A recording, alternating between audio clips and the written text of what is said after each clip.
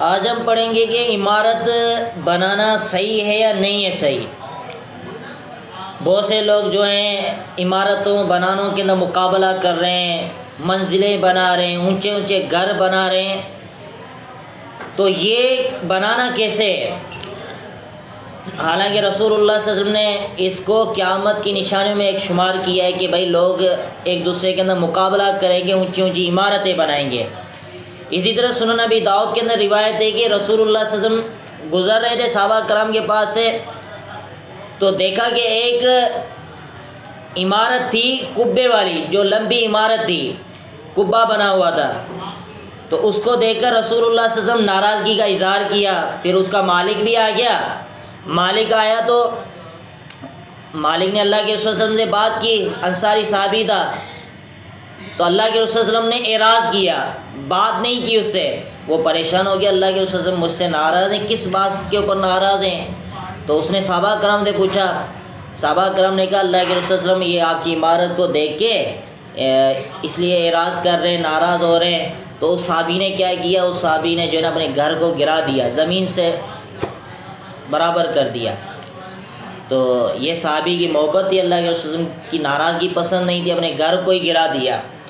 یعنی عمارت تھی، اونچی تھی، تو رسول اللہ صلی اللہ علیہ وسلم کے پاس آیا، اللہ کے رسول صلی اللہ علیہ وسلم نے یہی بات اس کو کہی کہ ان کل بنائن، کوئی بھی عمارت جو ہوتی ہے وہ وبال ہوتی ہے، اعلیٰ صاحبی، اس کے مالک کے اوپر جو بھی عمارت ہوتی ہے وہ اس کے مالک کے اوپر وبال ہوتی ہے، یعنی آزمائش، پریشانی، مصیبت یہ ہوتی ہے۔ کیوں؟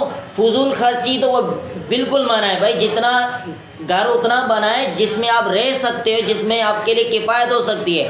لمبی لمبی عمارتیں بنانا، بڑے بنگلے بنانا، اب افراد 3-4 افراد رہتے ہیں اور پورا بنگلہ بنا دیا، اب یہ لوگوں کو دکھانے کے لیے کرتے ہیں لوگ، بھئی ہمارا پروٹوکول ہے۔ تو اللہ کے رسول صلی اللہ علیہ وسلم نے اس بات کو بالکل ناپسند کیا ہے۔ حالانکہ اللہ کے رسول صلی اللہ علیہ وسلم کی 11 بیویاں تھیں، اللہ کے رسول صلی اللہ علیہ وسلم کا گھر کتنا وسیع تھا، چھوٹے چھوٹے چبوترے بنے ہوئے تھے، 11 بیویاں تھیں، چھوٹے چھوٹے چبوترے بنے ہوئے تھے، گھر کے اندر کچھ کھانے کے لیے نہیں ہوتا تھا، فقیر آ جاتا تھا مانگنے کے لیے تو گھر سے آواز آتی ہے کھجور پڑی ہوئی ہے، گھر میں کھانے کے لیے کچھ نہیں ہے۔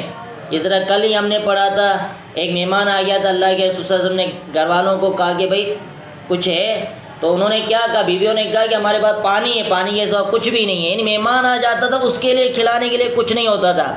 تو اللہ رب العالمین کی محبت حاصل ہوتی ہے جب دنیا سے بے رغبت ہو جائے انسان، دنیا کی محبت دل میں نہ ہو، پھر اللہ رب العالمین کی محبت حاصل ہوتی ہے۔ جس طرح اللہ کے رسول نے فرمایا عزت فی دنیا یحبک اللہ، دنیا میں ایسے رہو جس طرح بے رغبتی والی زندگی گزارو تو اللہ تعالیٰ تم سے محبت کرے گا، اور جو کچھ لوگوں کے پاس ہے اس میں امیدیں رکھنا چھوڑ دو تو لوگ بھی تم سے کیا کریں گے؟ محبت کریں گے۔ تو دنیا کے اندر رہنا ہے تو بے رغبتی کے ساتھ زندگی ہم گزاریں گے تو پھر اللہ رب العالمین کی محبت نصیب ہوگی۔ اسی طرح رسول اللہ صلی اللہ علیہ وسلم ایک بستر کے اوپر بیٹھے ہوئے تھے، تو صحابہ کرام نے کہا اللہ کے رسول ہم آپ کے لیے نرم بستر بچھا دیتے ہیں۔